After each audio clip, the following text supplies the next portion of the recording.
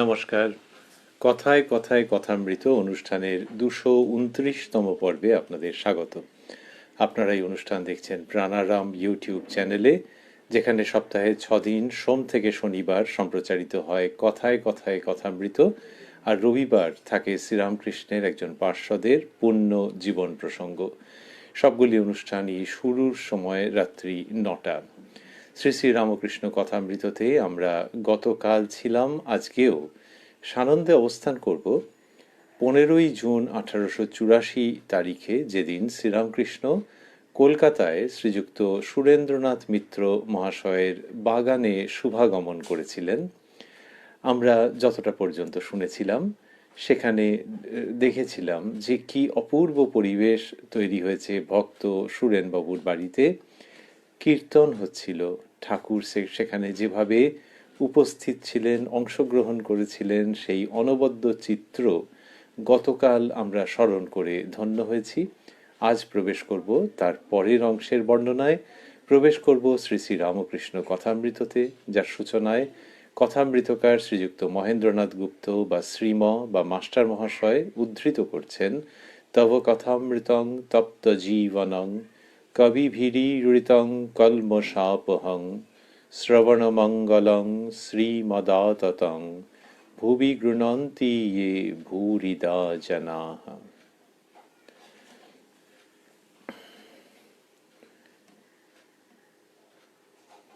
কীর্তনের প্রসঙ্গ ছিল, আমরা স্মরণ করলাম আজকে। মাস্টারমশাই লিখছেন তারপর, কীর্তনান্তে ঠাকুর ভক্ত সঙ্গে একটু উপবেশন করিয়াছেন। এমন সময় নিরঞ্জন আসিয়া ভূমিষ্ঠ হইয়া প্রণাম করিলেন। ঠাকুর তাহাকে দেখিয়াই দাঁড়াইয়া উঠিলেন। আনন্দে বিস্ফারিত লোচনে সস্মিত মুখে বলিয়া উঠিলেন, তুই এসেছিস? নিরঞ্জন অর্থাৎ স্বামী নিরঞ্জনানন্দজি, যিনি উত্তরকালে, তিনি শ্রীরামকৃষ্ণকে এসে প্রণাম করেছেন এবং শ্রীরামকৃষ্ণের এই রকম অপূর্ব উচ্ছ্বাস। তাহলে যে কীর্তন হয়েছে, আমরা দেখেছি যে কীর্তনের সময় ঠাকুরের কিরকম ভাব হয়েছিল, শ্রীকৃষ্ণের ভাবের কীর্তন হয়েছিল। অনুমান করাই যায় যে সেই ভাবের মধ্যেই তিনি বিভোর হয়ে রয়েছেন। কিন্তু তা সত্ত্বেও যখন নিরঞ্জন এসে ভূমিষ্ঠ হয়ে প্রণাম করেছেন, মাস্টারমশাই লিখছেন, ঠাকুর কীর্তনান্তে ঠাকুর ভক্ত সঙ্গে একটু উপবেশন করিয়াছেন, এমন সময়ে নিরঞ্জন আসিয়া ভূমিষ্ঠ হইয়া প্রণাম করিলেন। এই যেই প্রণাম করেছেন তখন ঠাকুরের কি বিস্ময় এবং কি আনন্দ! কি জন্যে আনন্দ? এই জন্যে যে এই ত্যাগী ছেলে, তিনি নিজেই কতবার তার শ্রীমুখে ব্যক্ত করেছেন যে এদের জন্য তার মনের মধ্যে কি রকম ব্যাকুলতা। সেই কুঠিবাড়ির ছাদে উঠে তিনি ডাকতেন কলকাতার দিকে লক্ষ্য করে যে, ওরে তোরা কে কোথায় আছিস, আয়। মা জগদম্বা, মা ভবতারিণী তাকে দেখিয়ে দিয়েছিলেন যে ত্যাগী ছেলেরা আসবে। তিনি মায়ের কাছে অভিমান করে বলতেন যে, মা, বিষয়ী লোকের সঙ্গে কথা বলে গলা জ্বলে গেল, তাহলে ওই তারা কোথায় যাদেরকে আসবে বলে, যারা আসবে বলে মা দেখিয়েছেন। তা সেই জন্যে দিন যখন শেষ হচ্ছে সেরকম সময় তিনি ছাদে উঠে ডাকতেন। কি অপূর্ব! ছাদে উঠে ডাকলে কি শোনা যাবে নাকি? কিন্তু ওই বালকের মতো স্বভাব, যে ওখান থেকে ডাকি তো, মা তো বলে দিয়েছে তারা আসবে, কিন্তু কই কাউকে তো দেখতে পাচ্ছি না। ওরে তোরা কে কোথায় আছিস, আয়। সেই যাদেরকে ডেকেছিলেন তাদেরই অন্যতম নিরঞ্জন। ঠাকুর বলতেন ঈশ্বর কোটি। শুধু তাই নয়, এই যে শুদ্ধ সত্য ছেলে তার কাছে আসছেন, এরকম শ্রীরামকৃষ্ণের মনোগত খুব ইচ্ছে। তাদের মধ্যে এক একজনের অবস্থা এক এক রকম, কিন্তু ওই ঠাকুর কতবার বলেছেন নিরঞ্জনের স্বভাবের কথা, এখানেও আমরা সেটি পাবো। মাস্টারমশাইকে বলেছেন, তুমি একটু দেখো তো, এই যে ছেলে আসছে তার জন্যে তার মনের মধ্যে ওই রকম ভাব। এটা আমাদের এমনি পরিচিত কোনো শব্দ দিয়ে উপস্থাপন করা যায় না, যে সেই ছেলের জন্য ব্যাকুলতা, সেই ছেলের জন্য ব্যগ্রতা, সেই ছেলের জন্য অন্তরের টান, এই সবগুলোই সত্য, কিন্তু এগুলো যোগ করে তার থেকে আরো অনেক বেশি শ্রীরামকৃষ্ণের সঙ্গে এই অন্তরঙ্গ ত্যাগী শুদ্ধ সত্য ছেলেদের সম্পর্ক। তা বললেন যে, মাস্টারমশাই লিখছেন, এমন সময় নিরঞ্জন আসিয়া ভূমিষ্ঠ হইয়া প্রণাম করিলেন। ঠাকুর তাহাকে দেখিয়াই দাঁড়াইয়া উঠিলেন।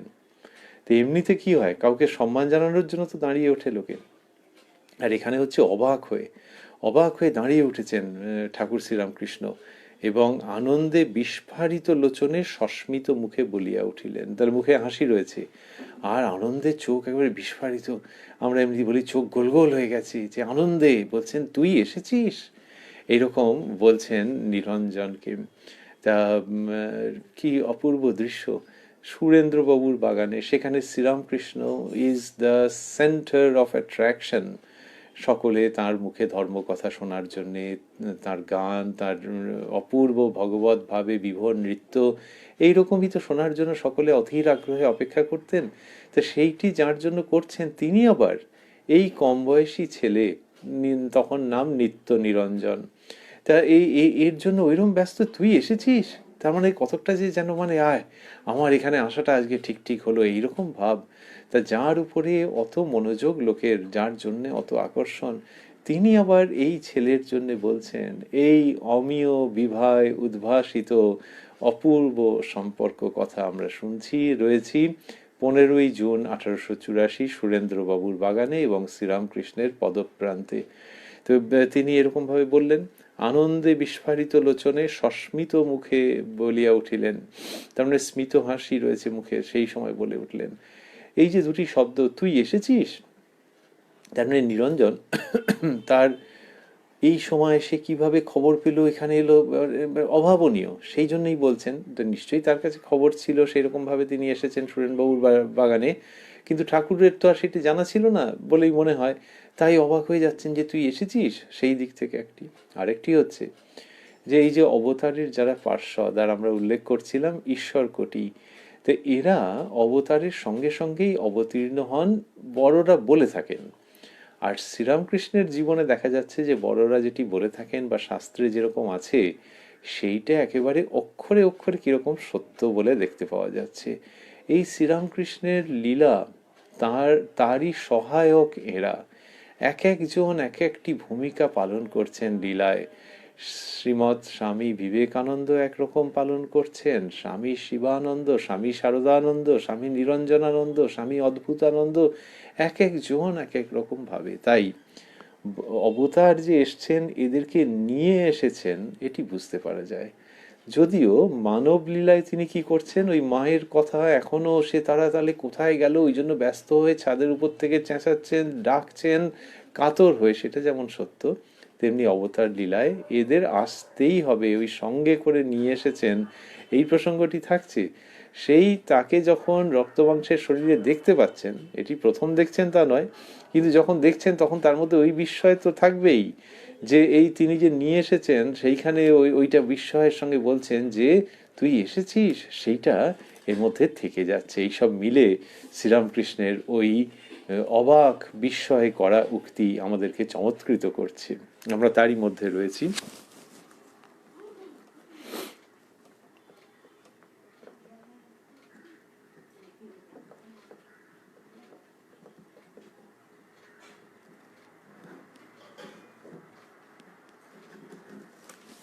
কিরকম হচ্ছে,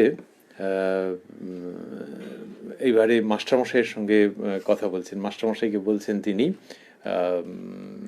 শ্রীরামকৃষ্ণ বলছেন, যখন ওই নিরঞ্জনকে দেখে ওরকমভাবে বললেন তুই এসেছিস, তারপরে মাস্টারমশাই লিখছেন, মাস্টারের প্রতি, দেখো এ ছোকরাটি বড় সরল, সরলতা পূর্বজন্মে অনেক তপস্যা না করলে হয় না, কপটতা পাটোয়ারি এসব থাকতে ঈশ্বরকে পাওয়া যায় না। তা বলছেন যে দেখো এই ছোকরাটি বড় সরল, নিরঞ্জনকে দেখিয়ে বলছেন। তারপরে বলছেন যে সরলতা পূর্বজন্মে অনেক তপস্যা না করলে হয় না। এই শব্দগুলি মাস্টারমশাই স্থূলাক্ষরে দিয়েছেন। সরলতা পূর্বজন্মে অনেক তপস্যা না করলে হয় না, কপটতা পাটোয়ারি এসব থাকতে ঈশ্বরকে পাওয়া যায় না। তা এই যে জিনিস বললেন, যে কথাটি বলছেন তিনি, কি সুন্দর যে নিরঞ্জনকে নিয়ে তিনি এই দিক দিয়ে আনন্দ করছেন যে এই ছোকরাটি বড় সরল। তবে মনের মধ্যে আঁকবাঁক নেই। মনের মধ্যে আঁকবাঁক কিসের জন্য হয়? অনেক রকম কারণে তো হয়, যে সন্দেহ, অবিশ্বাস, ঈর্ষা, এসব কত রকমের তো থাকে প্রসঙ্গ। তা সেইখানে কি হয়েছে যে তিনি বলছেন যে দেখো এই ছোকরাটি বড় সরল। এইটি যে তিনি বললেন তার তার মানে শ্রীরামকৃষ্ণ যে আনন্দ করছেন যে ঈশ্বরের ভাবে এই ছেলে আছে, ঈশ্বরের শ্রীচরণে নিবেদনের উপযুক্ত, আর মাস্টারমশাইয়ের সঙ্গে এই কথাটি ভাগাভাগি করে নিচ্ছেন, যেন শেয়ার করে নিচ্ছেন যে এই ছোকরাটি বড় সরল। তো শ্রীরামকৃষ্ণ এই ছেলেদেরকে ভালোবাসছেন যে এদের মধ্যে, উনি বলতেন যে এদের মধ্যে এখনো সংসার ঢোকে নাই। তো এই যে সরলতা, আমরা অনেক সময় ভুল করি যে সরল সরল মানে বোকাশোকা ছেলে। শ্রীরামকৃষ্ণের ভঙ্গি দেখলে বুঝতে পারা যায় যে বরং বোকাশোকা হওয়া ভালো, কিন্তু ওই সাংসারিক অর্থে জটিল হলে খুব মুশকিল। তো এইটা শ্রীরামকৃষ্ণ ঘন ঘন বলছেন যে ওই সোজা ভাবে সে ভাববে, ঘোর প্যাঁচ করে ভাববে না।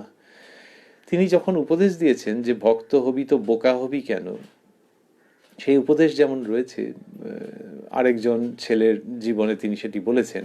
কিন্তু এই যে বোকা হবি কেন মানে হচ্ছে যে তোমাকে কেউ যেন মুড়িয়ে খেয়ে না যায়। কিন্তু একটা লক্ষণ রেখা আছে, সেটা হচ্ছে বোকা না হওয়া মানে আবার চালাক এবং অতি চালাক হয়ে যাওয়া নয়। ওই শুধু নিজেকে রক্ষা করবার মতো, সে তিনি ওই জলের একটা পাত্র কিনে এনেছেন আর সেটা দেখা গেল ছচ্ছর করে সেখান দিয়ে জল পড়ে যাচ্ছে, তখন ঠাকুর বিরক্ত হলেন যে দোকানি কি ধর্ম করতে বসেছে, তোর উচিত ছিল ওটা পরীক্ষা করে নেওয়া। কিন্তু তার মানে এই নয় যে দুনিয়া শুদ্ধ লোককে অবিশ্বাস করতে হবে, প্রচণ্ড সকাল থেকে সন্ধে পর্যন্ত ভুরু কুঁচকে প্রত্যেক লোকের দিকে তাকিয়ে ভাবতে হবে, এরকম নয়। ন্যূনতম যেইটুকুনি সেইটুকুনির কথা শ্রীরামকৃষ্ণ বলেছেন। কিন্তু তা না হলে কি হবে, যে ভক্ত হবেই তো বোকা নয়, তাহলে বোকা নয় মানে সে চালাক টালাক হয়ে সে সাংঘাতিক, লোকে বললো উড়ে বাবা যা পেঁচোয়া লোক না, এই দিকটাতে যেন না চলে যায়। লক্ষণ রেখা ওইখানে যে সরলতার কথা তিনি বলছেন, এবং ওটি বলছেন যে ভক্তদের মধ্যে ওই ওই ভাবটা থাকতে হবে, ওই ভাবটা থাকতে হবে। কেন এরকম বলছেন? যত মানুষের মন জটিল হবে তত তার সময়ের অপচয় হয়ে যাবে, যে অন্য 5 রকম ভাববে। একজন হয়তো একটা কিছু বললো, সে ভাবছে এই কথাটার মধ্যে অন্য কোনো উদ্দেশ্য নেই তো, এইরকম নানান রকম, তাহলে ওটা হলে হবে না। মনটা ওই দিকে ওই সংস্কারের মধ্যে ওই চক্রের মধ্যে বারবার করে ঘোরাফেরা করতে থাকবে, 1 নম্বর। 2 নম্বর হচ্ছে যে ঈশ্বর বালক স্বভাব, শ্রীরামকৃষ্ণ বলছেন। তো সেই বালক স্বভাবকে বুঝতে গেলে অত্যন্ত ভেতরে ভেতরে ম্যাচিওর্ড শ্রুড হয়ে গেলে হবে না, কারণ তিনি তো ওই রকমই, তিনি জগৎ চালাচ্ছেন কিন্তু তিনি বালক স্বভাব, তিনি ভালোবাসা পেতে চান, আর ঠিক মতো ভালোবাসতে পারলে বাচ্চা ছেলের মতো খিলখিলিয়ে হেসে ওঠেন। তো সেই তাকে পেতে গেলে ওই অভিভাবকের মতো করে অত্যন্ত প্রবীণ পেঁচোয়া লোকের মতো করে, অভিভাবক মানে ওই অর্থে আর কি যে খুব পেঁচোয়া লোক কিনা, সকলের ওপর গার্জেনই করে, এই রকম হলে কি করে তুমি সেই বালক স্বভাবকে পাবে, বালক স্বভাব ঈশ্বরকে পাবে। যে শ্রীরামকৃষ্ণ সেই কারণে মনের মধ্যে এই জটিলতা রাখতে বারণ করেছেন। মন সোজা সিধে একেবারে হবে সেইভাবে করে। আর তবে হ্যাঁ, ওই নিজের বেঁচে থাকার জন্য, নিজের অস্তিত্বের জন্য যেটুকুনি ন্যূনতম সেফগার্ড নিতে হয় সেইটার জন্য। রাস্তায় চলতে গেলে কেউ যদি বলে খালি পায়ে দুধ দাঁড়িয়ে চলো, তাতে কাঁটা মাটা লেগে যাবে, তাহলে একটা কিছু পড়তে হবে, সে চটি পরলো বা জুতো পরলো, পরে হাঁটলো, এটা হচ্ছে ন্যূনতম। সে একটা সাবধানতা নিল, সুরক্ষার ব্যবস্থা করলো। কিন্তু এই চটি যদি 3 দিন ধরে অনলাইনে খুঁজতে থাকে, বা জুতো যদি অন্যের সঙ্গে প্রতিযোগিতা করে যে ও ওর পায়ে ওই জুতো, এটা কোত্থেকে করলো, তো অনলাইনেও পাচ্ছি না, শপিং মলেও পাইনি, তখন সেটা বাড়াবাড়ি হয়ে যাবে, পায়ের জিনিস মাথায় উঠে যাবে। তা সেই জন্যে ন্যূনতম যেটুকুনি সেইটুকুনি দরকার, কিন্তু তার বেশি করলে যে জটিলতা, যে সময়ের অপচয়, সেটা জীবনের মূল লক্ষ্য থেকে বিচ্যুত করে দেবে মানুষকে। তা শ্রীরামকৃষ্ণ বিভিন্ন রকমভাবে এইটে বলেছেন, এবং এই ছেলেদের মধ্যে যখন দেখেছেন এই কম বয়সী ছেলের মধ্যে ওই রকম ভাব রয়েছে, বললেন দেখো এই ছোকরাটি বড় সরল। তো যখন ওই রকম ভাব তিনি দেখছেন, তখন তার সঙ্গে মিশছেন। এই যে শ্রীরামকৃষ্ণের সঙ্গে যারা মিশেছেন, কম বয়সী ছেলেরা যারা এসেছেন ঠাকুরের পার্ষদ যাদেরকে বলা হচ্ছে, তাদের কিন্তু দেখা যাবে যে ঠাকুরের সঙ্গে আকর্ষণের মূল কেন্দ্রবিন্দুতে এইটি রয়েছে, এই সরলতা। একজন ধরা যাক ঈশ্বরের কথা খুব ভালো বলতে পারেন, শুনলে চোখে জল আসে, খুব ভালো গাইতে পারেন, গানের সঙ্গে সঙ্গে তালে তালে নৃত্য করতে পারেন, কিন্তু তাতে একজন কম বয়সী ছেলে তাকে খুব অ্যাপ্রিসিয়েট করতে পারে, বাহবা দিতে পারে, বাড়ি গিয়ে তার কথা বলতে পারে, কিন্তু তার জন্যে ঘর সংসার ছেড়ে চলে আসবে এটা নাও হতে পারে। যে উনি দারুণ বলেন, ট্যালেন্টেড মানুষ, ঠিক আছে, কিন্তু তাই বলে তার কাছে সারা জীবন কাটাবে? এরা তার কাছে কাটিয়েছেন এবং তিনি যখন গত হয়েছেন, শরীর রক্ষা করেছেন, তারপরে আর এরা ঘরে ফিরে যাননি।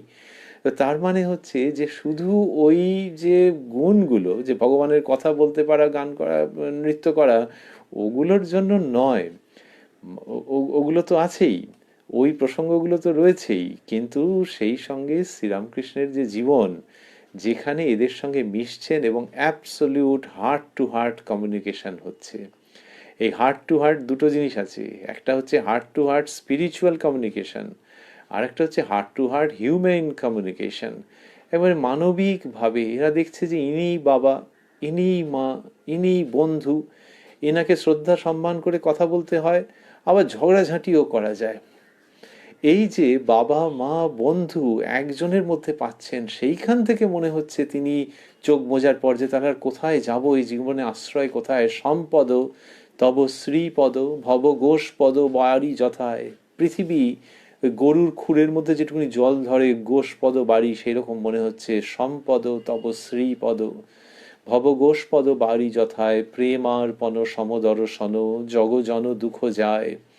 ওই যে তার মধ্যে বাচ্চা ছেলের মতো ভাব, বন্ধুর মতো ভাব, যে সঙ্গে মনের কথা বলা যায়, ইনি এত বেদ বেদান্ত জানেন, এত ধর্মের কথা বলেন, মার সঙ্গে কথা বলেন, অথচ আমার সঙ্গে, আমাদের সঙ্গে যখন বলছেন একেবারে তো একদম হার্ট টু হার্ট হচ্ছে। সাদাসিধে লোক, একেবারে সাদাসিধে লোক, ওর সঙ্গে ঝগড়া ঝগড়াও করা যাচ্ছে। তা লাটু মহারাজ যখন প্রথম প্রথম আসছেন, তখন দেখছেন যে রাখাল মহারাজ, তখন রাখাল লাটু প্রভৃতি এরা, তা ঠাকুর বলছেন যে পান সেজে দে, রাখাল মহারাজ বলছেন না আমি পারবো না। তখন পান কি তামাক এরকম বলছেন, তখন বলছেন আমি পারবো না। তখন লাটু মহারাজ বলছে, রেগে যাচ্ছে, বলছে আপনি এরকম বললেন, উনি বলেছেন। ঠাকুর মিটমিট করে হাসছেন যে এখনো এ বুঝতে পারেনি ওই রাখালের সঙ্গে ওইরকমই সম্পর্ক, সে মুখের উপর বলে দিচ্ছে আমি পারবো না মশাই।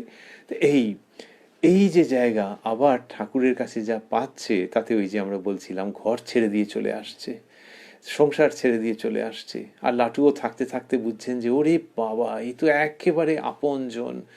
এই সরলতা, বন্ধুত্বপূর্ণ মানসিকতা, পিতামাতার মতো স্নেহ, শাসন, এবং সর্বোপরি প্রসারিত হৃদয়ে আলিঙ্গন, এই নিয়ে তো ঠাকুরের সঙ্গে তার পার্শ্বদের সম্পর্ক। সেই ঠাকুর এই 15ই June, in spite of he being the center of attraction, is exclaiming in these terms, তুই এসেছিস, দেখো এ ছেলেটি বড়, এ ছোকরাটি বড় সরল। মাস্টারমশাইকে বলছেন, দেখো এ ছোকরাটি বড় সরল, সরলতা পূর্বজন্মে অনেক তপস্যা না করলে হয় না। স্থূলাক্ষরে এই শব্দগুলি আমরা আগে বলছিলাম। তার মানে যে সরলতা, ওই আমরা বলে থাকি দেবদুর্লভ ধন, যে চট করে পাওয়া যায় না, ওটা সরলতাটা এমনি হয় না। লোকে বলে না যে অনেক তপস্যা করেছিল তাই, তা বললেন যে সরলতা পূর্বজন্মে অনেক তপস্যা না করলে হয় না, তা পূর্বজন্মে অনেক তপস্যা, সেইটে থাকতে হয়। তো এদের পূর্ব জন্ম সেসব ঠাকুরই জানতেন। কিন্তু মানুষের কাছে এইটা, তাহলে মানুষের কাছে, সাধারণ সকল মানুষের কাছে এই বার্তা যে সরলতা পূর্বজন্মে অনেক তপস্যা না করলে হয় না, তার মানে হচ্ছে সরলতা একটা দুর্লভ গুণ, হৃদয়ে সঙ্গোপনে ধারণ পালন বিবর্ধন করবার মতো একটা গুণ, যে মন যেন ওই রকম হয়ে যায়। নিরঞ্জন মহারাজের সম্বন্ধে ঠাকুর যখন এরকম মজা আনন্দ করছেন, ব্যক্ত করছেন, তার মানে সকলের জন্য এই বার্তা থেকে যাচ্ছে যে যদি এইটা কারোর মধ্যে দেখো, তোমার মধ্যেও যখন এইটা আসবে বা এসে থাকে যদি, তাহলে জানবে এ খুব একেবারে সঙ্গোপনে এটিকে হৃদয়ে ধারণ করতে হবে, যে এটি যেন চলে না যায়, তুমি যেন একটা প্যাঁচোয়া ব্যক্তিত্বে পরিণত না হয়ে যাও। সরলতা, তারপর বলছেন কপটতা পাটোয়ারি এসব থাকতে ঈশ্বরকে পাওয়া যায় না। কপটতা পাটোয়ারি, যে নানান রকম ভেবে চিন্তে ঘুরিয়ে ফিরিয়ে লোকে বলছে এইরকম, তখন ওটা হয় না। ওই লোকে বলে হিডেন ইন্টেনশন, সামনে একরকম বলছে, অন্য জায়গায় একরকম। ঠাকুর বলছেন মন মুখ এক করার নামই সাধন, অর্থাৎ এইটাই তপস্যা বিরাট। ওই যে মন মুখ এক যার, যে মনে যা আছে মুখে তাই বলছেন, অন্যদিক থেকে ভাবতে গেলে মুখে যা বলছেন মনে তাই আছে। এইটা হচ্ছে সাধন এবং এই সোজা রাস্তা। আর এমনিতে এখনকার দিন যত দিন যায় ততই হয়তো এটা হয়, মানুষের ওইটা তফাৎ হয়ে যায়, হিডেন ইন্টেনশন থাকে, যে একরকম ভাবছে কিন্তু বলছে আরেক রকম।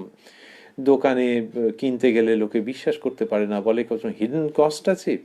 তা এরকম আবার দোকানদার বলে, না না স্যার বলছি কোনো হিডেন কস্ট নেই। বলে তাহলে কোথায় সেসব লেখা আছে, একটা ইমেল করে পাঠিয়ে দেবেন। এই পারস্পরিক অবিশ্বাস আধুনিকতার সঙ্গে সঙ্গে এইটা মানুষকে জড়িয়ে জড়িয়ে ধরে, কিন্তু শ্রীরামকৃষ্ণ এগুলো ছাড়াতে চাইছেন। হিডেন কস্টও নেই, হিডেন কষ্টও নেই, চলো সোজা সাপটা সিধে রাস্তায় যাই।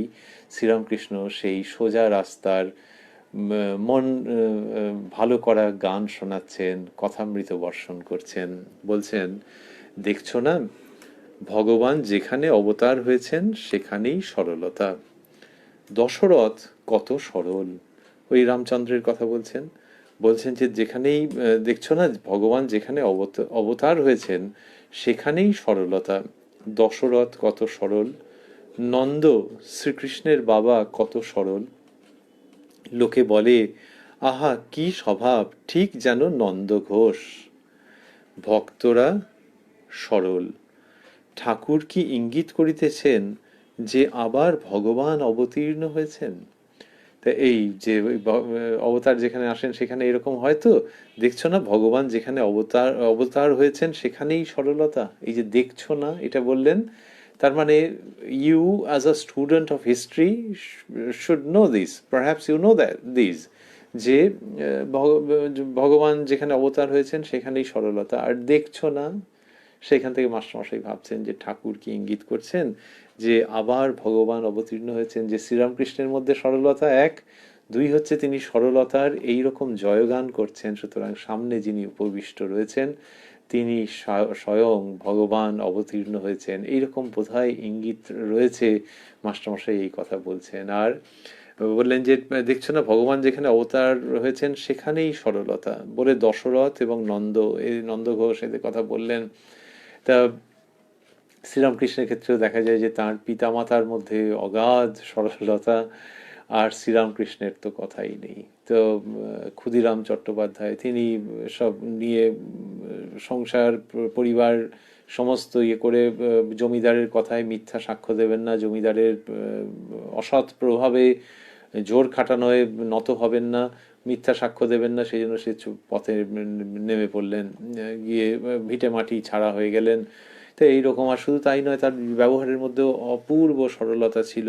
তা কামারপুকুরে এসে তো আবার সংসার করলেন, ঘর বাড়ি, তা সেইখানেতে যখন তিনি যাচ্ছেন তখন গ্রামের লোকেরা সরে যেত, যখন তিনি রাস্তায় বেরোতেন স্নান করতেন বলতে যে ওই তিনি যাচ্ছেন। তার মধ্যে এমন একটা ব্যক্তিত্ব, কিন্তু সেই ব্যক্তিত্ব করা মানে ব্যক্তিত্ব মানে হাঁকডাক করা ব্যক্তিত্ব নয়, অতি সরল উদার, কিন্তু আদর্শে দৃঢ়নিষ্ঠ ব্রাহ্মণ। আর ঠাকুরের মাকে যখন মথুরবাবু বললেন, যখন মথুরবাবু দেখলেন যে ঠাকুর কোনো কিচ্ছু নিতে চান না, তো একেবারে মহাত্যাগী, তখন ঠাকুমাকে ধরা যাক, তাকে যদি কিছু দেওয়া যায়। মথুরবাবুর দেওয়ার ইচ্ছে কি জানি না, হয়তো অনেক টাকা দিতেন, কি জমি জমা কিছু লিখে দেবেন, কিন্তু সে উল্টো দিক থেকে কিছু না নিতে চাইলে তো মহা মুশকিল। তা সে ঠাকুরের সঙ্গে কিছু সুবিধা করতে পারেননি, ঠাকুমাকে গিয়ে ধরেছেন, চন্দ্রমণি দেবীকে। তা তিনি তখন নহবতে, তা বলছেন যেরকম কি লাগবে, তা বলছেন, উনি বলছেন গদাই আমার কিছু অভাব রাখেনি। তা বলে না ঠাকুমা তুমি ভেবে বলো, ভেবে বলো, মানে মুখের কথা একটু খসালেই আর কি তিনি সেটা একটা বিরাট আকারে কিছু করবেন। তখন তিনি বললেন সেই শ্রীরামকৃষ্ণের জন্মদাত্রী মা যে হ্যাঁ ভুলে গেছি, এই দাঁতে দেওয়ার গুল শেষ হয়ে গেছে, ওইটা লাগবে। তা শ্রীরামকৃষ্ণ বলছেন যে ভগবান যেখানে অবতার হয়েছেন সেখানেই সরলতা। এই ঠাকুর শ্রীরামকৃষ্ণ ওই রকম, তার বাবা মা ওই রকম, তিনিও ওই রকম, যে কোনো কথা যে না এটা ঘুরিয়ে ফিরিয়ে একরকম ভাবে বলা, এরকম বলা নয়। তো একবার বলেছেন যে মণি মল্লিক মশাইকে, যেরকম এটা রাখালের ওখানে পুষ্করিণী খুব কষ্ট, তা তুমি এটা পুষ্করিণী করিয়ে দাও না। তো শুনেছি তেলিরা নাকি বড় হিসাবি। তখন উনি বলছেন, মণিবাবু বলছেন যে না সে তো বললেই হয়, সে করিয়ে দেওয়া যাবে, এরকম বললেন। বলে তারপর বললেন তা মশাই তেলি ফেলি বলা কেন? তো ওই ঠাকুর আর ওখানে কিছু রাগ ঢাক করে আর বলছেন না, ও শুনেছেন বলে দিলেন যে শুনেছি ওরা নাকি বড় হিসেবি। তা তিনি সকলকে ভালোবাসছেন, ফলে সেই সম্প্রদায়ের মানুষকে তিনি খাটো করছেন না, কিন্তু শুনেছেন ওরকম বলে দিচ্ছেন। আর একটা ভেতরে রয়েছে যে রাখালদের ওখানে এত জলকষ্ট দেয়, তুমি করে দাও, দেবে না কি কি জানি বাবা, তোমরা দিতে চাইবে, এই মনের মধ্যে যা আছে মন মুখ এক সব একসঙ্গে বলে দিচ্ছেন। কি অপূর্ব অবস্থা! এবং ওই যে বললেন তাতে কি মণিমল্লিক রাগটাগ করে বেরিয়ে চলে গেলেন নাকি? তা নয়। তাই এই সরলতাকে মানুষ চিনতে পারে যে ভগবত গুণ। তো শ্রীরামকৃষ্ণ এরকম বললেন, এবং মাস্টারমশাই লিখছেন যে ঠাকুর কি ইঙ্গিত করিতেছেন যে আবার ভগবান অবতীর্ণ হয়েছেন শ্রীরামকৃষ্ণ নিরঞ্জনের প্রতি। এবার প্রসঙ্গটি একটু অন্যরকম ভাবে ঘুরছে। শ্রীরামকৃষ্ণ নিরঞ্জনের প্রতি, দেখ তোর মুখে যেন একটা কালো আবরণ পড়েছে, তুই আফিসের কাজ করিস কিনা তাই পড়েছে। আফিসের হিসাবপত্র করতে হয়, আরো নানা রকম কাজ আছে, সর্বদা ভাবতে হয়। সংসারী লোকেরা যেমন চাকরি করে তুইও চাকরি করছিস, তবে একটু তফাৎ আছে, তুই মার জন্য চাকরি স্বীকার করেছিস। কিরকম ভাবে বলছেন, ওই নিরঞ্জনকে দেখে ওরকম আনন্দিত হয়েছেন। আবার বলছেন, দেখ তোর মুখে যেন একটা কালো আবরণ পড়েছে। এই কথাগুলি স্থূলাক্ষরে দেওয়া আছে। তোর মুখে যেন একটা কালো আবরণ পড়েছে, তুই আফিসের কাজ করিস কিনা তাই পড়েছে। আফিসের হিসাবপত্র করতে হয়, এই পর্যন্ত স্থূলাক্ষরে, আরো নানা রকম কাজ আছে, সর্বদা ভাবতে হয়। আমরা বলছিলাম যে শ্রীরামকৃষ্ণের মধ্যে এরা সব রকম পেয়েছেন। তো ওই ছেলে যদি অনেকদিন বাদে আসে, মা অনেক সময় দেখে বলে ফেলে, এই তোর চোখের কোণে কালি পড়েছে না, ঘুমোচ্ছিস না রাত্রিরে নাকি, এরকম। ছেলে কি মেয়ে তাকে দেখলেই ধরতে পারে, অন্য কেউ বুঝতেই পারেনি। আর তখন সে যাকে বলেছেন, বা ছেলে কি মেয়ে যে যাকে বলেছেন তিনি, সে মাথা চুল করছে যে হ্যাঁ কদিন, বলে এই জন্য তোকে চোখের আড়ালে গেছিস কি এরকম হয়েছে। এই যে বলছেন শ্রীরামকৃষ্ণ চোখের কোণের কালির কথা বলেননি, কিন্তু যেটা অন্য দেখতে পাবে না সেটা বলেছেন। তোর মুখে যেন একটা কালো আবরণ পড়েছে, এটা কিন্তু ওই স্কিন টোন নিয়ে কোনো কথা নয়। তোর মুখে যেন একটা কালো আবরণ পড়েছে, তুই আফিসের কাজ করিস কিনা তাই পড়েছে। So this is no cosmetic utterance. This is very deep-rooted observation. ওপর ওপর দেখে পড়া নয়, চামড়ার রঙের সঙ্গে নয়, মনের জায়গা। যে মুখের উপর একটা কালো আবরণ পড়েছে, লোকের সামনে এটা বলছেন। যাকে অত ভালোবেসেছেন, যার জন্য অত আনন্দিত হয়েছেন, বিস্মিত হয়েছেন, তাকে কিন্তু এটা বলতে ছাড়ছেন না যে এই কি হলো কি হলো কি হলো, মুখে একটা যেন কালো ছায়া পড়েছে। এই কালো ছায়াটা কিরকম, কালো আবরণ পড়েছে, তুই আফিসের কাজ করিস কিনা তাই পড়েছে। আফিসের হিসাবপত্র করতে হয়, আরো নানা রকম কাজ আছে, সর্বদা ভাবতে হয়। তো শ্রীরামকৃষ্ণ সেইটি দেখতে পাচ্ছেন যে ওইটির জন্য মুখে একটা কালো আবরণ পড়েছে। এটা দেখে তিনি সেইটিকে অ্যাড্রেস করছেন। বলছেন, সংসারী লোকেরা যেমন চাকরি করে তুইও চাকরি করছিস, তবে একটু তফাৎ আছে, তুই মার জন্য চাকরি স্বীকার করেছিস। তা এইসব কথা বলছেন। বললেন যে ওই চাকরি করতে গেলে মুখের উপর কালো আবরণ, এবং সেখানে বললেন যে আফিসের হিসাবপত্র করতে হয়, আরো নানা রকম কাজ আছে, সর্বদা ভাবতে হয়। তাহলে কালো আবরণ কেন? ওই যে সর্বদা ভাবছে নিরঞ্জন, যিনি কিনা ঈশ্বর কোটি। তাহলে সেই মনটা ঈশ্বরের দিকে সবসময় যাচ্ছে না, অফিসের নানান রকম কাজে যাচ্ছে। শ্রীরামকৃষ্ণ দেখছেন একেবারে পরিষ্কার যে মুখে একটা কালো আবরণ পড়েছে, এবং দেখাই যাচ্ছে যে নিরঞ্জন কিন্তু চুপ করে আছেন। মানে কথাগুলো 100% তার জীবনে মিলে যাচ্ছে জীবনের সঙ্গে। সেইখান থেকে শ্রীরামকৃষ্ণের এই বক্তব্য। বললেন যে এরকম, তাহলে কি অফিসে চাকরি করা খারাপ? বললেন যে সংসারী লোকেরা যেমন চাকরি করে তুইও চাকরি করছিস, তবে একটু তফাৎ আছে, তুই মার জন্য চাকরি স্বীকার করেছিস। সান্ত্বনা দিচ্ছেন, প্রেরণা দিচ্ছেন যে চাকরি করেছিস, মুখে একটা কালো আবরণ পড়েছে বটে, তবে তুই মার জন্য চাকরি করছিস। সংসারী লোকেরা যেমন চাকরি করে তুইও করছিস, তবে একটু তফাৎ আছে, তুই মার জন্য চাকরি স্বীকার করেছিস। এই যে জিনিসটি বলছেন, এইটা হচ্ছে এক্সামশন ক্লজ, যে এটা ব্যতিক্রম আছে এইখানটাতে। যদি মার জন্য যখন করেছি, আচ্ছা, যেন শ্রীরামকৃষ্ণ নিজেকেই বলছেন যে মুখে কালো আবরণ পড়েছে, তবে অফিসের চাকরি টাকরি করছে মার জন্য। অফিসের চাকরি কি তাহলে করবে না? অফিসের চাকরি করলে মুখে কালো আবরণ যদি পড়ে, তাহলে একজন যুবক বা যুবতী অফিসের চাকরি করবেন না? দুটো দিকে আছে। এক হচ্ছে যেহেতু নিরঞ্জনের সম্বন্ধে কথা হচ্ছে, যিনি কিনা পরে আহ, স্বামী নিরঞ্জনানন্দ ত্যাগের জীবন যাপন করছেন, সুতরাং এ তো একটা অন্য স্তরের কথা হচ্ছে। আবার আরেকটি দিকও ভাববার আছে, সেটা হচ্ছে যে ঠাকুর তো বারণ করেননি, কিন্তু এই অবজারভেশন মানে তুমি যদি বর্ষাকালে ছাতা না নিয়ে বেরো তাহলে জামা ভিজে যাবে, মাথা ভিজে যাবে। তেমনি অফিসের চাকরি করতে গেলে মুখে কালো আবরণ পড়বে আধ্যাত্মিক অর্থে। এই অবজারভেশন এবার বুঝে নাও কিরকম কি করবে। তা তার মানে কি অফিসের শেষ পর্যন্ত দাঁড়ালো যে চাকরি ছেড়ে দিতে হবে যিনি ধর্মজীবন যাপন করছেন? না, তা নয়, কিন্তু ওই নেগেটিভ জায়গাটা রয়েছে। ওই নেগেটিভ জায়গাটা রয়েছে যে মনকে বিক্ষিপ্ত করে দেয়। এবার দেখা যাবে যে আর কোনো মানে শ্রীরামকৃষ্ণ যা বলছেন বুঝতে অসুবিধা নেই, যে নেতিবাচক জায়গায় যে মনকে বিক্ষিপ্ত করে দেয়, মনের মধ্যে কত রকমের প্রবণতা তৈরি হয়, যেরকম ছিল না সেই রকম প্রবণতা তৈরি হয়, প্রতিযোগিতার ভাব, হিংসের ভাব, এসব তৈরি হতে পারে। তো সেই জন্য সেটা সম্পর্কে যদি কেউ সতর্ক থাকেন যে কালো আবরণ পড়তে দেবই না। চামড়ার সম্পর্কে, স্কিন সম্পর্কে লোকে কত রকম ভাবে সচেতন থাকে, এইটা করব, এটা খাবো, রোদ্দুরে বেরোবো না, রাত্রিরে তাড়াতাড়ি ঘুমোবো, সহজপাচ্য জিনিস খাবো। উমা এত ভাবছে কেন? না, যাতে স্কিন ভালো থাকে। তাহলে অন্তরটা যাতে ভালো থাকে এবং মুখে ওই আধ্যাত্মিক অর্থে যাতে কালো ছাপ না পড়ে, তার জন্য লোকে চিন্তা করবে না। শ্রীরামকৃষ্ণ যখন বলছেন তখন সেই চিন্তার জায়গাটা সৌভাগ্যক্রমে উন্মোচিত হচ্ছে। কে বলে? লোকে দিবারাত্র বলে ফেয়ারনেস ক্রিম, ম্যাজিক্যাল ক্রিম, এইসব কত রকম nano technology and cosmetic solution এইসব বলে, যে ট্যানিং, চামড়া ভালো থাকবে, এইসব কত রকমের সব আছে প্রসঙ্গ। তা সেইটাই তো দিন রাত লোকে বলছে।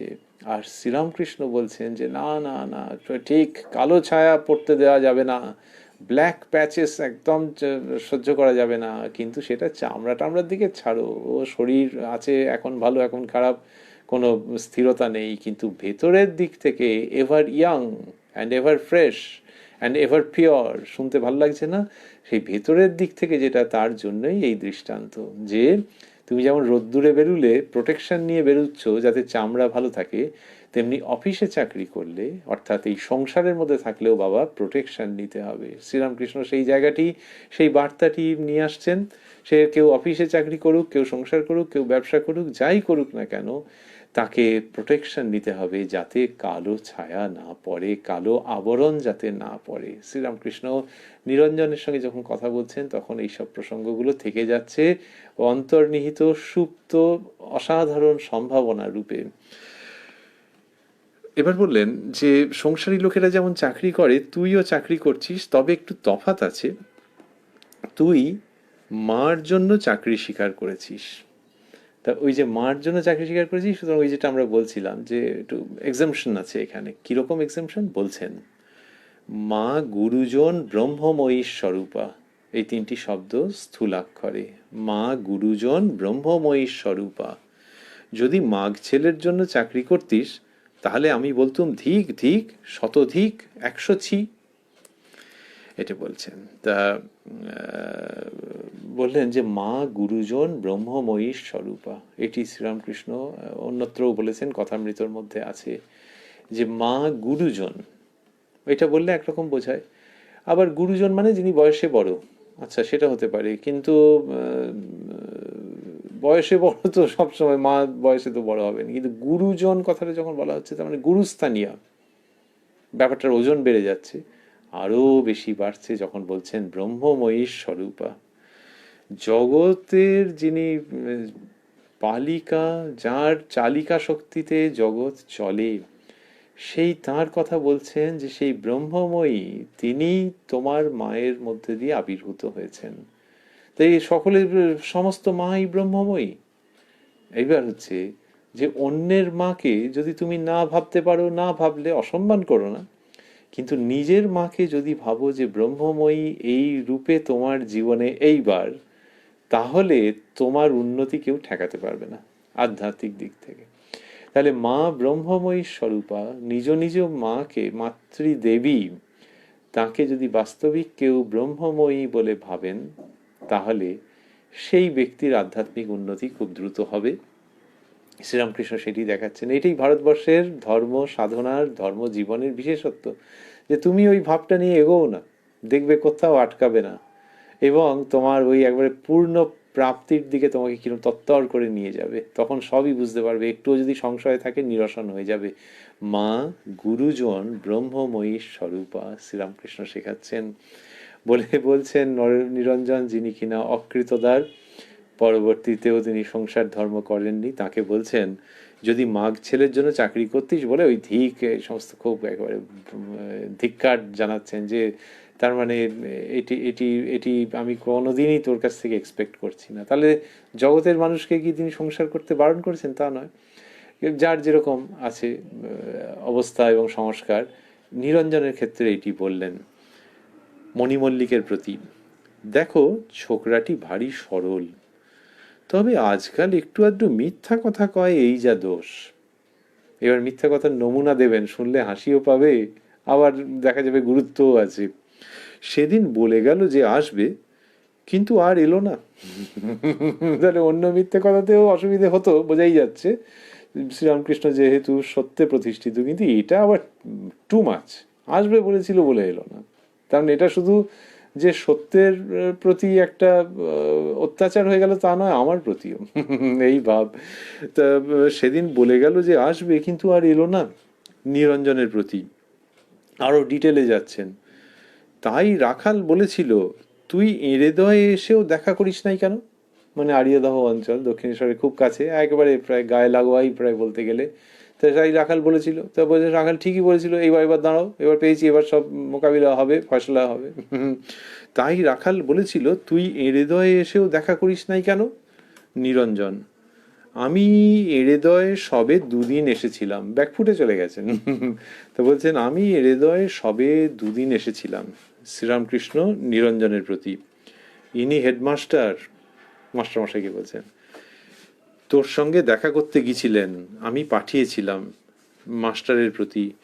তুমি সেদিন বাবুরামকে আমার কাছে পাঠিয়ে দিয়েছিলে। এই সব কথাবার্তা হচ্ছে। তারপরে আবার আমরা অন্য দৃশ্য দেখব, অন্য লোকেশন দেখব। তার আগে দেখছি যে শ্রীরামকৃষ্ণ এইসব কি অপূর্ব, ওই যে বললেন যে যেখানে অবতার সেখানেই সরলতা।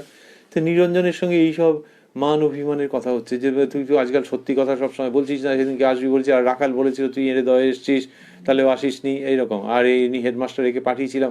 আচ্ছা, তুমি বাবুরামকে পাঠিয়েছিলে আমার কাছে, কি সুন্দর। আবারও আমরা ভাবছি, অনুষ্ঠানের শুরুতে ভাবছিলাম যে কীর্তন হচ্ছে, রাধাকৃষ্ণের ভাবের সব কত কথা হচ্ছে, নৃত্য হচ্ছে, সঙ্গীত, এই সবের মাঝখানে শ্রীরামকৃষ্ণ কতটা এর মধ্যে রয়েছেন, এনগ্রসড আছেন। এই কম বয়সী ছেলে, তার সঙ্গে এই সব কথা হচ্ছে, যে সরলতা ভালো, কপটতা পাটোয়ারি থাকলে ঈশ্বরকে পাওয়া যায় না, আর তুই এই মুখে একটু কালো আবরণ পড়েছে, তবে মায়ের জন্য চাকরি স্বীকার করেছিস, আর এই মিথ্যে কথা একটুখানি কেন আসিসনি কেন, রাখাল বলেছিল, এই সব হচ্ছে। তার মানে বোঝাই যাচ্ছে যে ওই যে আমরা বলছিলাম হার্ট টু হার্ট কমিউনিকেশন, একেবারে আন্তরিকতার জায়গা এত গভীর, এত অন্তরঙ্গ এবং তীব্র, যে এদের জীবনে সেটি চিরস্থায়ী দাগ রেখে যাচ্ছে, জীবনকে নির্মাণ করে দিচ্ছে। এইবার প্রসঙ্গ ঘুরছে, লোকেশনও ঘুরছে। মাস্টারমশাই লিখছেন, ঠাকুর পশ্চিমের কামরায় 2-4 জন ভক্তের সহিত কথাবার্তা কহিতেছেন। আগের দিন গতকাল আমরা শুনেছি যে সুরেন্দ্রবাবুর বাগানের তিনি বর্ণনা দিয়েছেন, তো এখানে বলছেন ঠাকুর পশ্চিমের কামরায় 2-4 জন ভক্তের সহিত কথাবার্তা কহিতেছেন। সেই ঘরে টেবিল চেয়ার কয়েকখানা জড়ো করা ছিল। ঠাকুর টেবিলে ভর দিয়া অর্ধেক দাঁড়িয়েছেন, অর্ধেক বসেছেন। তাহলে টেবিলে ভর দিয়ে এরকম অর্ধেক দাঁড়িয়েছেন, অর্ধেক বসেছেন, এইরকম একটা অবস্থা। তাহলে টেবিল চেয়ার কয়েকখানা জড়ো করা ছিল, ঠাকুর টেবিলে ভর দিয়ে অর্ধেক দাঁড়িয়েছেন, অর্ধেক বসেছেন। এই কথাটা মাস্টারমশাই কেন লিখলেন?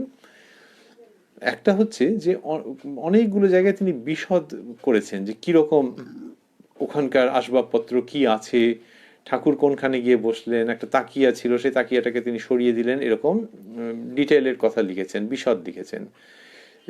আমরা ভাবি এক এক সময় যে ভবিষ্যতে চলচ্চিত্রায়িত হওয়ার মতো প্রচুর উপযোগী উপকরণ কথামৃতের মধ্যে রয়ে গেছে।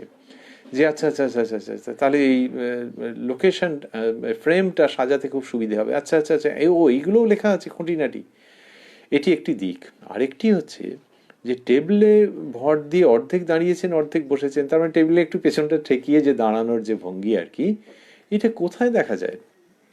এটা কলেজ টলেজে দেখা যাবে, যে ওরকম টেবিলে একটু অর্ধেক ঠেস দিয়ে একটা ছেলে একটা ছেলের সঙ্গে কথা বলছে, কি ছেলে মেয়েরা নিজেদের মধ্যে কথাবার্তা বলছে, এত আধুনিক দৃশ্য তো।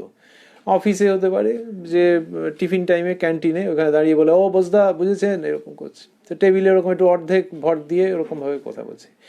সেই যে ভঙ্গিটা, সেই ভঙ্গিতেই শ্রীরামকৃষ্ণ কথা বলছেন। একেবারে আধুনিক যুগের একটা লোক যেরকম ভাবে বলে, সেই রকম ভাবে সে আসন করে বসে, মানে মাটি তার উপরে আসন রয়েছে, সেইখানে বসে ধূপ ধুনো জ্বলছে, আরে কোথায় কি, ওই টেবিলে ওরকম ভাবে ভর দিয়ে দাঁড়িয়ে আছেন বা বসে আছেন। আর শ্রীরামকৃষ্ণ কি বলছেন? মাস্টারমশাই লিখছেন, শ্রীরামকৃষ্ণ মাস্টারের প্রতি আহা গোপীদের কি অনুরাগ। নাও দিস ইজ ওয়ান্ডারফুল। এই যে প্রসঙ্গের মধ্যে তিনি ঢুকছেন, এ তো মঠে মন্দিরে হওয়ার মতো প্রসঙ্গ। ঘন্টা বাজছে, সুন্দর হাওয়া দিচ্ছে, দেবদেবীর মূর্তি, পুজোর আয়োজন হচ্ছে, একটি দ্বীপ জ্বলছে, সেই সময় তো এইসব কথা হয়, আহা গোপীদের কি অনুরাগ। আর শ্রীরামকৃষ্ণ আমরা দেখছি 15ই June 1884, in a most informal atmosphere, with a most informal appearance and mindset and body language, is speaking about something which is absolutely perennial. ওই ধর্মের ভাব, সুগভীর ধর্মের ভাব, গোপী প্রেমের কথা তিনি বলছেন। আর ওই রকমভাবে টেবিলে ভর দিয়ে, মনে হয় মাস্টারমশাইয়ের কাছেও অপূর্ব লেগেছে যে আধুনিক কালে একেই তো বলে অবতরণ। This is descending at it's best. ইনি যে অবতার, সেটা শাস্ত্রীয় অর্থে যেমন সত্য, তেমনি আবার যে হ্যাঁ আমাদেরই মতো হয়ে আমাদেরই মতো ভঙ্গিতে কথা বলছেন। বলা হয়েছে শ্রীমদ্ ভগবদ গীতায় যে তদাত্মানম সৃজাম্যহম, তখন আমি নিজেকে সৃজন করি যখন যখন দরকার পড়ে, অশুভকে আটকাতে, শুভ শক্তিকে অনুপ্রাণিত করতে আমি নিজেকে সৃজন করি। এই সৃজন যে আমার জন্য আসন নিয়ে এসো, তোমরা সব ঠিক করে বসো, এই সব কিছু নয়। ওই table, lining on the table he is speaking.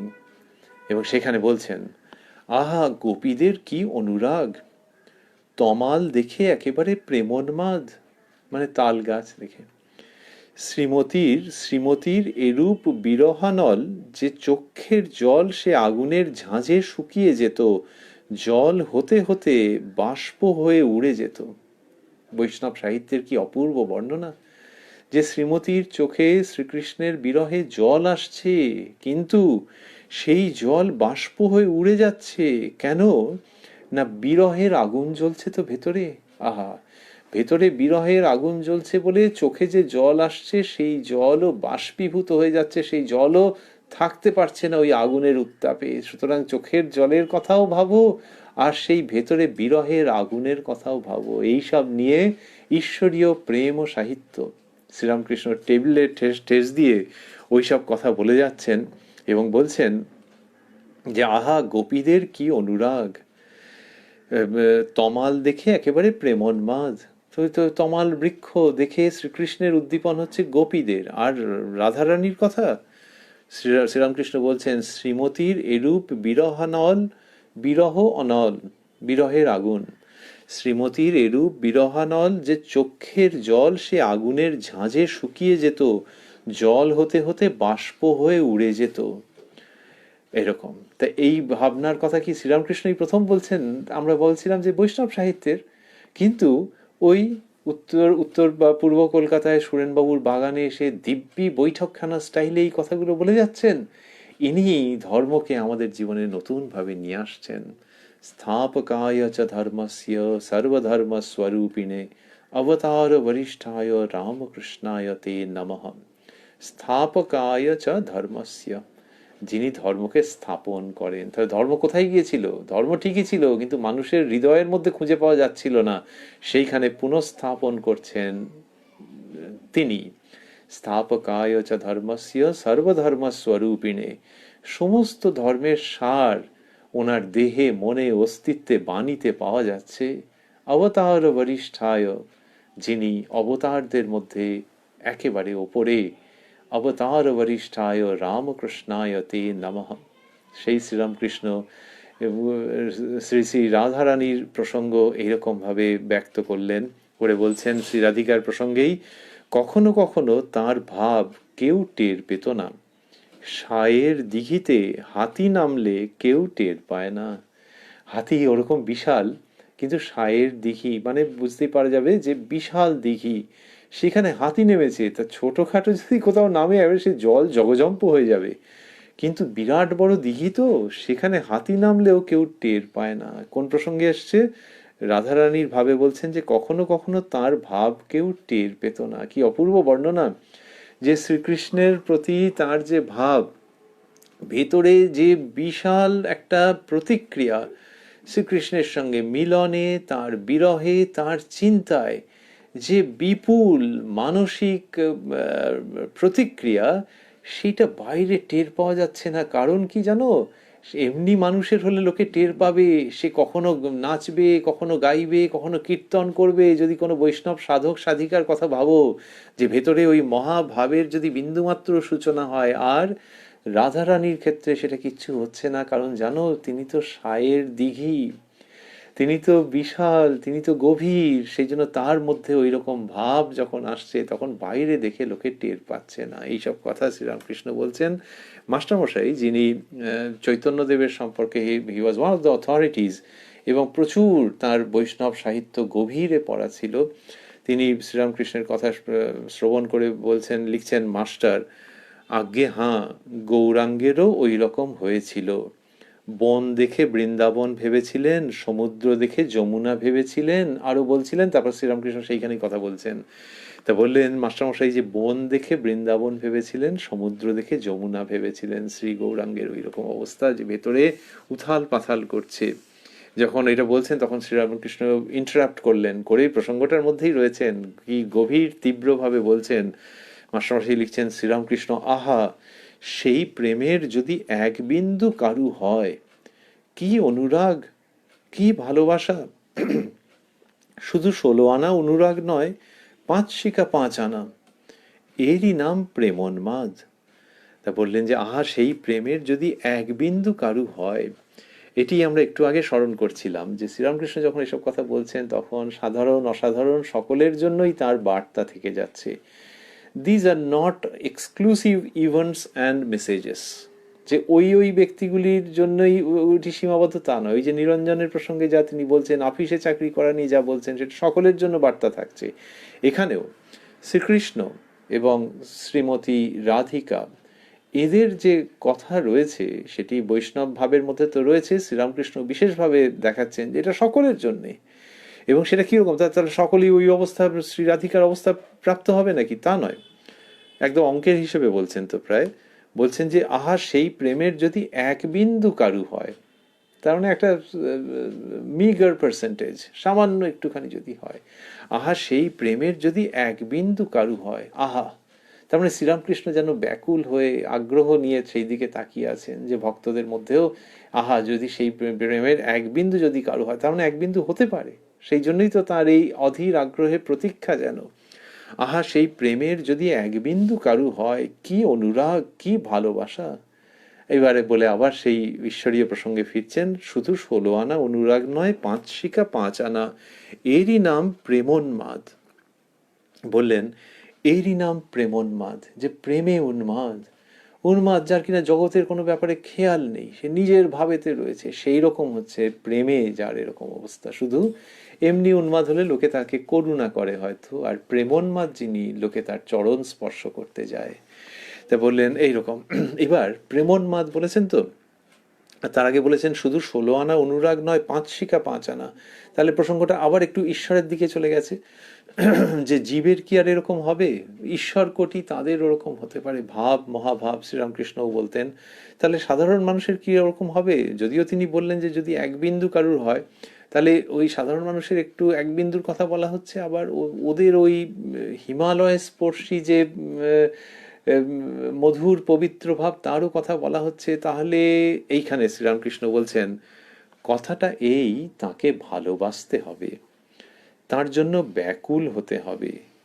তা তুমি যে পথেই থাকো, সাকারেই বিশ্বাস করো বা নিরাকারেই বিশ্বাস করো, ভগবান মানুষ হয়ে অবতার হন এ কথা বিশ্বাস করো আর না করো, তাতে অনুরাগ থাকলেই হলো, তিনি যে কেমন নিজেই জানিয়ে দেবেন। অত্যন্ত গভীর শুধু নয়, বাস্তবোচিত উপদেশ।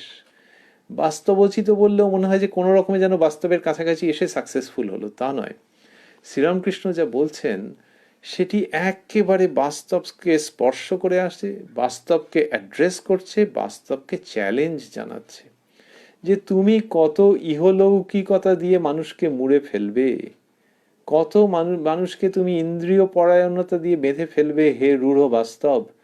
এই যে ভগবত বাণী, এইটির বাতায়ন খুলে দিলাম। তো এই বলছেন কথাটা এই, তাকে ভালোবাসতে হবে, তার জন্য ব্যাকুল হতে হবে।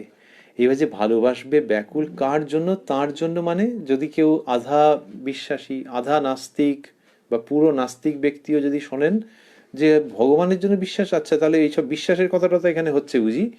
শ্রীরামকৃষ্ণ বলছেন যে কথাটা এই, তাকে ভালোবাসতে হবে, তার জন্য ব্যাকুল হতে হবে। তা তুমি যে পথেই থাকো, সাকারেই বিশ্বাস করো বা নিরাকারেই বিশ্বাস করো। এখানে জেনারেলাইজ করে দিচ্ছেন যে ওই যদি চৈতন্য সত্তার উপরে তোমার বিশ্বাস থাকে, তুমি সেই পথের পথিক হও, অথবা যদি সাকার দেবদেবীতে বিশ্বাস থাকে, যেদিকেই তোমার থাকুক না কেন, তাকে ভালোবাসতে তার জন্য ব্যাকুল হতে হবে। অর্থাৎ কেউ একজন আছেন, চলো তোমাকে কোনো একটা সম্প্রদায়ের মতো করে ভাবতে বলছি না, কিন্তু কেউ একজন আছেন এইটি ভেবে যদি তার জন্য ব্যাকুল হও, তাহলে তুমি সফল হবেই, সার্থক হবে তোমার সন্ধান। শ্রীরামকৃষ্ণ এইটি বলাটার সঙ্গে আমরা বাস্তবকে এইরকমভাবে পাচ্ছি যে তোমার ভেতরে যদি এই ভাবটা থাকে তাহলে তিনি ঠিক টেনে নেবেন, কারণ তিনি সবচেয়ে শক্তিশালী চুম্বক। অতএব তুমি যদি ব্যাকুল হয়ে ভাবো যে কেউ একজন আছেন, তাকে আমি ডাকছি, ব্যাস। এই ব্যাকুল হয়ে নিষ্ঠা নিয়ে ডাকলে কখনো তোমাকে বলা হচ্ছে না যে তুমি এই দলে নাম লেখাও, ওই দলে নাম লেখাও। তারপর যদি কোনো দলের সঙ্গে, দল মানে ভালো অর্থে, তাদের সঙ্গে যদি মিলে গেল চলে, চমৎকার। কিন্তু তুমি তোমার নিজের মনের দিক থেকে সিনসিয়ার থাকতে পারবে না, নিজের মনের দিক থেকে তীব্রভাবে ব্যাকুল হয়ে ভাবতে পারবে না যে যে আছো আমাকে পথ দেখাও। শ্রীরামকৃষ্ণ সেই জায়গাটাতে নিয়ে আসছেন অত্যন্ত শক্তিশালী প্রেমপূর্ণ ইঙ্গিত, সাজেশন অ্যান্ড ইনভিটেশন। বলছেন যে তার জন্য ব্যাকুল হতে হবে, তা তুমি যে পথেই থাকো, সাকারেই বিশ্বাস করো বা নিরাকারেই বিশ্বাস করো, ভগবান মানুষ হয়ে অবতার হন এ কথা বিশ্বাস করো আর না করো। কি সুন্দর মিষ্টি করে বলা যে অবতারেও যদি বিশ্বাস করো না করো, তার মানে কি রামচন্দ্র শ্রীকৃষ্ণ এরা যে এসছেন, শ্রীরামচন্দ্র শ্রীকৃষ্ণ, কেউ যদি বলে যে এরা এসছেন মানে এরা মানুষ, ভগবান শ্রীরামচন্দ্র এসব যে বলা হচ্ছে তাতে নেই, মতি নেই কারুর, যে ওইসব তোমরা কি বলছো, উনি মানুষ, খুব এক্সল্টেড ক্যারেক্টারের মানুষ, উন্নত চরিত্রের মানুষ, ওখানে ভগবান এসছেন আবার এসব। এতে শ্রীরামকৃষ্ণের কোনো অসুবিধা নেই, তার কোনো ক্ষোভ তো নেই। তিনি বলছেন যে ভগবান যে মানুষ হয়ে অবতীর্ণ হচ্ছেন, অবতার যে আসেন, এই যদি বিশ্বাস করো বা না করো তাতেও কিছু যায় আসে না। বললেন ভগবান মানুষ হয়ে অবতার হন এ কথা বিশ্বাস করো আর না করো, এইবার বলছেন ওই সার কথাটি, তাতে অনুরাগ থাকলেই হলো, তখন তিনি যে কেমন নিজেই জানিয়ে দেবেন। এই দারুণ কথা, যে জগতের নেপথ্যে একজন আছেন এইটি ভেবে নিয়ে তাকে খুব জোরে ডাকো। তোমার ভেতরে তো সেই ম্যানলি কারেজ আছে, ম্যানলি স্ট্রেংথ আছে, তুমি সে পুরুষ নারী যেই হও না কেন, ভেতরে ওই পুরুষকার আছে, সেইটি দিয়ে যদি তাকে ডাকো, তাহলে আমার কথা আমার মতো রইল, আর দেখবে তিনি তোমাকে ডেকে নেবেনি। মানে ওইভাবেই শ্রীরামকৃষ্ণের কথা সত্য বলে প্রতিভাত হবে। কিন্তু don't take anything for granted. আগে থাকতে বিশ্বাস নয় নাই করলে, কিন্তু ওই কেউ আছেন এটা ভেবে নিয়ে তীব্রভাবে ডাকো, দেখবে সাড়া পাবে। শ্রীরামকৃষ্ণ এইসব কথা বলছেন, বলে বললেন যেটি, সেটি শুনতে শুনতেই আজকের অনুষ্ঠান আমরা সমাপন করব। বলছেন যদি পাগল হতে হয়, যদি পাগল হতে হয় সংসারের জিনিস লয়ে কেন পাগল হবে? যদি পাগল হতে হয় তবে ঈশ্বরের জন্য পাগল হও। এই শব্দগুলি স্থূলাক্ষরে দেওয়া আছে। যদি পাগল হতে হয় সংসারের জিনিস লয়ে কেন পাগল হবে? যদি পাগল হতে হয় তবে ঈশ্বরের জন্য পাগল হও। এই যে শব্দটি আছে, এর সঙ্গে যাতে কোনো সংশয় না থাকে, শ্রীরামকৃষ্ণ অন্যত্র বলেছেন যে যিনি সত্যস্বরূপ তাকে চিন্তা করে কেউ কখনো বেহেড হয় না। অর্থাৎ এই যে পাগল হওয়া মানে কি, যে শুধু তাকেই চাইছো, কিন্তু তাই বলে অন্য কোনো আশঙ্কা নেই। এটা যে যিনি সব কিছু সত্যস্বরূপ, তো তাকে চিন্তা করলে মানসিক কোনো বিপর্যয় হবে না। তবে হ্যাঁ, লোকে যেমন জাগতিক অর্থে বলে সেই ভঙ্গিটিকে তিনি ব্যবহার করছেন, গ্রহণ করছেন, ব্যবহার করছেন, যে যদি পাগল হতে হয়। তা লোকে তো বলে যে ও এ শাড়ি নিয়ে পাগল, কতগুলো যে আছে। একজন বললো কত, 100? বলে 100 তুই হাসালি। এ শাড়ি নিয়ে পাগল, আরেকজন মোবাইল নিয়ে পাগল, এ একজন একরকম। এই পাগল মানে কি, যে আরেকজন সংসারী লোকই দেখে তাজ্জব হয়ে যাচ্ছে যে এই তো সেদিন কিনলি, আবার আরেকটা, আগেরটা বিক্রি হয়েছে। সে বললো না, বিক্রি এখনো ঠিক পাচ্ছি না। বলে তাহলে ওটা থাকতে আরেকটা কিনলি? এই ছেলেটা মোবাইল নিয়ে পাগল। এই যে শব্দ, তার একটা সংসারী লোকই অবাক হয়ে যাচ্ছে যে তোমার সমস্ত অ্যাটেনশন গিয়ে ওখানে পড়েছে, আর কোনো কাজকর্ম নেই নাকি? তো শ্রীরামকৃষ্ণ এখানে বলছেন, তাহলে বোঝাই যাচ্ছে যে ওই জিনিসগুলোর তো মূল্য ক্ষণিকের। তো সেই কারণে সেটা নিয়ে যদি হয় তাহলে সত্যি সংসারী লোকও হাসবেন, শ্রীরামকৃষ্ণ হাসছেন। বলছেন যদি পাগল হতে হয় সংসারের জিনিস লয়ে কেন পাগল হবে? যদি পাগল হতে হয় তবে ঈশ্বরের জন্য পাগল হও। এই আহ্বান জানাচ্ছেন, যে তার মানে ঈশ্বরের জন্যে সমস্ত কিছু সমর্পণ করো। এখন যদি কেউ বলে যে আচ্ছা সমস্ত কিছু সমর্পণ করলো ওই রকম ভাবে, তাহলে সংসারের কাজ তো ভেসে যাবে। সেটিও তিনি নিরসন করেছেন, কি সুন্দর করে বলেছেন যে যদি কেউ 15 আনা মন ঈশ্বরে দিয়ে 1 আনা মন সংসারে দেয় তাহলেই হেউ ঢেউ হয়ে যায়। অর্থাৎ যা ভাবছো তার থেকেও বেশি হয়ে যাবে, মোর দেন সাফিসিয়েন্ট।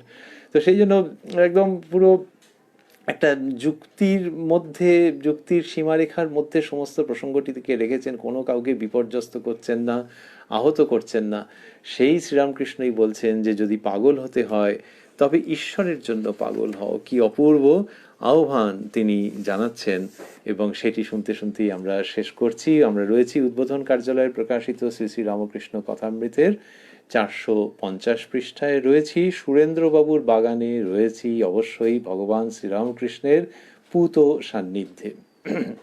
শ্রীরামকৃষ্ণের কৃপায় আমরা হয়তো আবারও এই অনুষ্ঠানে মিলিত হব আগামী সোমবার কথায় কথায় কথামৃত অনুষ্ঠানে রাত্রি 9টায় প্রাণারাম ইউটিউব চ্যানেলে। আর আগামীকাল অর্থাৎ রবিবার, সেদিনকে কি হয়, শ্রীরামকৃষ্ণের পার্শ্বদ প্রসঙ্গ। আমরা বলেছিলাম যে শ্রীমৎ বিবেকানন্দ স্বামীজির পুণ্য জন্মতিথির আগে আমরা কথামৃতের নরেন্দ্রনাথ এই আলোচনার মধ্যে বেশ কয়েকটি দিন ধরে থাকছি বা থাকব।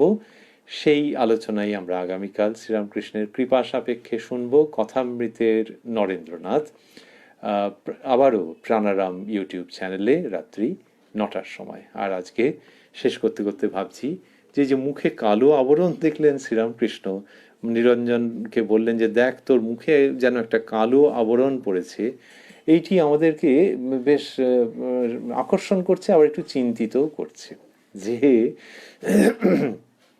অনেক ভোল্টের লাইটের সামনে বসলে, সে গ্রিন রুমেই হোক বা যেখানেই হোক, বা পার্লারে বসলে পর ওই স্পট টটগুলো সব দেখতে পাওয়া যায়, যেগুলো হয়তো এমনি দেখতে পাওয়া গেল না। আর আমরা স্মরণ করছিলাম যে স্পট টটগুলো কিছু কসমেটিক পদ্ধতিতে ঢেকে ঢেকে রাখা যায় হয়তো, কিন্তু ওগুলো চিরকালের মতো চলে যাবে, কোনো দিন হবে না, এ বলা যায় না। কিন্তু এই অনেক ভোল্টের লাইট দরকার লাগছে না, শ্রীরামকৃষ্ণ দেখে ফেলছেন যে মুখে একটা কালো আবরণ পড়েছে, এবং সেটা কি, সেটা হচ্ছে অন্তরের দিক থেকে, যে ভেতরে ভাবনা চিন্তার দিক থেকে কি একটা হয়েছে, একটুখানি এদিক ওদিক কোথাও একটা যেন হচ্ছে, সেই জন্যে মুখে একটা কালো আবরণ পড়েছে। এইটি যে শ্রীরামকৃষ্ণ দেখতে পান, পরিষ্কারভাবে দেখতে পান, তাকে আমাদের খুব ভালোও লাগে, আবার একটু সংকোচও হয়। সেই সংকোচটি যেন সদর্থক জায়গায় পরিণত হয় যে তিনি সব দেখতে পাচ্ছেন। সুতরাং শ্রীরামকৃষ্ণের শ্রীচরণে প্রণত হওয়া মাত্র সঙ্গে সঙ্গে সেই আধ্যাত্মিক সার্চ লাইট আমাদের উপরে পড়ছে, এবং মুখের কালো আবরণ টবরণ যা আছে কিছু আর চেপে রাখার জো নেই, তিনি সব কিছু দেখতে পাচ্ছেন। তো তিনি যখন দেখতে পাচ্ছেন, এইরকমই যখন শক্তি তার, তখন তার কাছেই প্রার্থনা করা। আর কার কাছে? কোনো গ্রিন রুম নয়, কোনো পার্লার নয়, এই শ্রীরামকৃষ্ণের কাছেই ওই প্রার্থনা করা, অন্য কোথাও যাওয়ার দরকার নেই, তার কাছেই প্রার্থনা করা, সেটি জানানো ভাবতে ভাবতেই আজকের অনুষ্ঠান আমরা শেষ করব যে তিনি যে কালে ওই মুখের কালো আবরণ ইত্যাদি দেখতে পাচ্ছেন, তাই তাঁরই শ্রীচরণে আমাদের কাতর প্রার্থনা যে তিনি যেন দেখেন, আমাদের সতর্ক করে দেন এবং অবশ্যই যেন কৃপা দৃষ্টি আমাদের প্রতি অব্যাহত রাখেন, অমৃত বর্ষণ যেন অঝোর ধারায় অব্যাহত রাখেন, যাতে করে আমাদের মুখমণ্ডলে, আমাদের অন্তরের মধ্যে যে যে কালো আবরণ পড়ছে সেগুলি তাঁর কৃপায় বিদূরিত হয় এবং আমরা মুক্ত, আলোকময়, আনন্দপূর্ণ আধ্যাত্মিক জীবনের অধিকারী হতে পারি।